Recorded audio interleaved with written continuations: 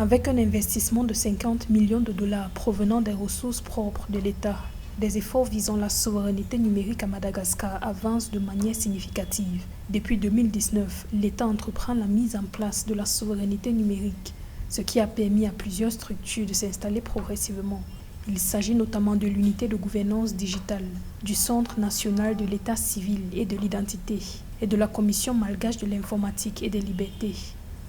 Madagascar ambitionne sérieusement d'augmenter son taux de croissance d'ici 2028 sur ce secteur-là, notamment en atteignant 6% de son PIB, ce qui voudra dire qu'il faudra avoir une sécurisation sur le plan intérieur. Le fait de pouvoir commencer et de construire cette première pierre à l'édifice ne peut être que louable. Pour accélérer les efforts vers la souveraineté numérique, le ministre malgache du développement numérique, des postes et des télécommunications, Tahiana Razafindramalou, a annoncé le 17 juillet 2023 la création dans les prochains mois du Computer Incident Response Team.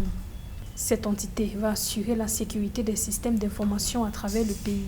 Le ministre a également indiqué que l'État dispose d'un data center conforme aux normes internationales qui regroupe les données, logiciels, applications et sites web utilisés par le secteur public et que l'État veillera à contrôler l'utilisation des données des citoyens par les opérateurs privés afin de limiter tout abus à des fins de publicité ou de harcèlement.